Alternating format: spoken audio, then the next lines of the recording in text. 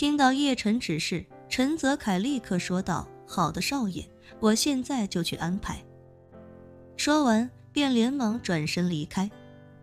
伊藤雄彦此时倒是有些不好意思地说道：“叶先生，您不用这么客气，庆生就不必了吧，有什么事情您尽管直接吩咐。”一旁的伊藤菜子猜不出叶晨让他们来纽约的真实目的，于是便也非常诚恳地说道：“叶晨君，如果你有什么事情是需要伊藤家族代劳的，请你一定不要跟我们客气。无论任何要求，伊藤家族都一定会全力以赴。”叶晨笑道：“如果真要说我有什么需要伊藤家族代劳的，其实也不是没有。”说着，叶晨微微一顿，又道：“我最近偶然得到一种对残疾人有些帮助的药物，所以才想请伊藤先生和田中先生一会儿帮我试试药。”伊藤雄彦做梦也没想到，叶晨大老远把他叫到美国来，竟然是要让他试药。如果是寻常人听到需要自己试药，恐怕心里一定会有些打鼓。不过伊藤雄彦对叶晨倒是10000个放心，毕竟他和田中浩一截肢之后，身体状态能够迅速恢复，也多亏了叶晨的灵丹妙药。于是他便不假思索地说道：“叶先生，您直接把药给我吧，我现在就吃。”田中浩义也同样毫不犹豫地说道：“叶先生，在下也愿意。”叶晨笑道：“你们2位难道不先问一问，这药都有什么功效吗？”伊藤雄彦脱口道：“不管您有什么药物需要我试，我伊藤雄彦都绝不会有半分犹豫。”田中浩义也跟着表态：“叶先生，在下与大人一样。”叶晨点了点头，笑道：“既然这样，那我们就进去再说。我这药物比较奇特，不能直接就张嘴吃了，需要整个人先泡进浴缸里，然后再服药。”伊藤雄彦立刻说道：“别说泡在浴缸里吃，就算让我倒立着吃，我也没有任何意见。”叶晨笑道：“行，房间已经给2位准备好了，随我来吧。”伊藤菜子此时有些好奇地走到叶晨跟前，低声问道：“叶晨君，能不能问一问，你让父亲大人吃的是什么药啊？有哪方面的功效？”叶晨故作神秘地说道：“天机不可泄露，具体有哪方面的功效，等一会儿你就知道了。”伊藤菜子轻轻点了点头，没有继续追问。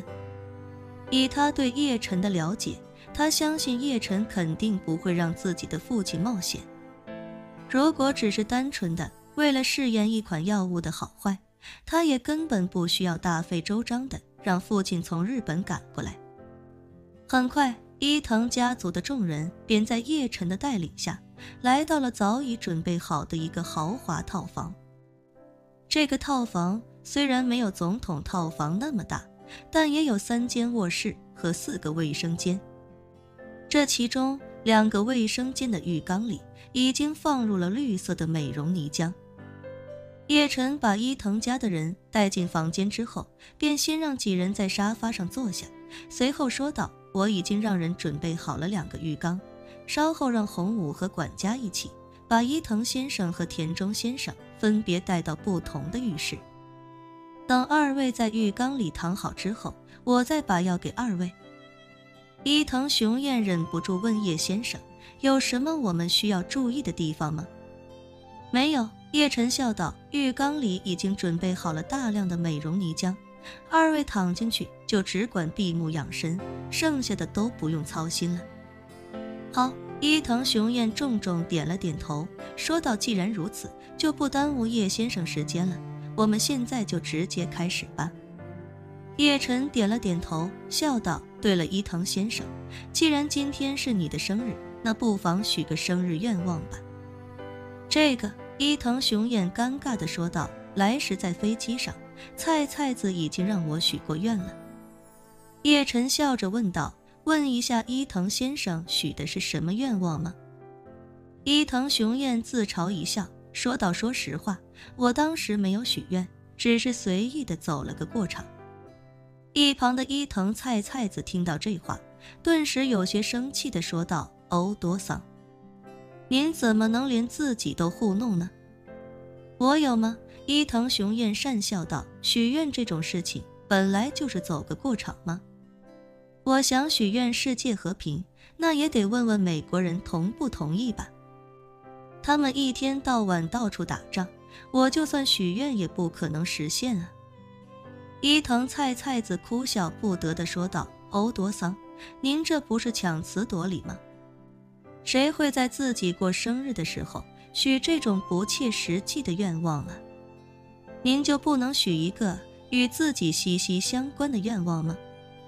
比如身体健康、幸福长寿，诸如此类的。”伊藤雄彦看了看菜菜子，又看了看叶晨，忍不住感叹道：“我想许愿你明天就能出嫁，可那也要问问叶先生同不同意吧。”伊藤雄彦一句话，把菜菜子和叶晨都说得措手不及。尤其菜菜子又羞又臊地站起身来，气得直跺脚：“欧多桑，你……”伊藤雄彦见他急得话都说不出来，便故意问道：“我怎么了？不是你让我许愿的吗？我就你这么一个女儿，我当然希望你早点嫁人成家了。”伊藤菜菜子气鼓鼓地说道：“你可以许愿希望我早些出嫁，可你为什么要提叶晨君呢？”伊藤雄彦干脆一不做二不休，直接指着叶晨反问他：“怎么？难道你不想嫁给叶先生吗？”伊藤菜菜子急了，不假思索地脱口道：“我当然想。”说着，他忽然意识到自己说错了话，连忙又道：“不是，欧多桑只是希望我早点嫁人，那就直接许愿我早点嫁人就好了。至于嫁给谁，这就不是你需要操心的事了。”伊藤雄彦摊开手道：“如果许愿的基本逻辑是把自己想要的告诉上帝，那一定要跟上帝说清楚，我到底想要什么。我希望你嫁人，但不是希望你随便嫁给谁，是希望你能嫁给一个你爱的人，而且也是我欣赏的人。所以我得跟上帝说清楚，希望你能嫁给叶先生，否则万一上帝他老人家模糊不清，胡乱塞一个其他人过来，那我不是害了你吗？”伊藤菜菜子尴尬得浑身起鸡皮疙瘩，只好无奈地说道：“欧多桑，求你到此为止吧，不要再说了。”伊藤雄彦转而看向叶晨，无奈道：“叶先生，您看他这是不是自相矛盾？”叶晨虽是也有几分尴尬，但倒也没太受影响。他看着伊藤雄彦，非常认真地问道：“伊藤先生，如果让你许一个只跟你自己有关的愿望，那你会许什么呢？”伊藤雄彦哼哼一笑，随口道：“如果只跟我自己有关，那我肯定希望我这两条腿。”说到这，伊藤雄彦苦笑一声，摆手道：“算了，这根本不可能实现，我还是不难为上帝了。”叶晨淡然一笑，开口道：“说出来。”啊！伊藤雄彦不解地问道：“说出来什么？”叶晨认真道：“把你的愿望说出来。”伊藤雄彦道：“不可能实现的事情，说出来也没意义吧？”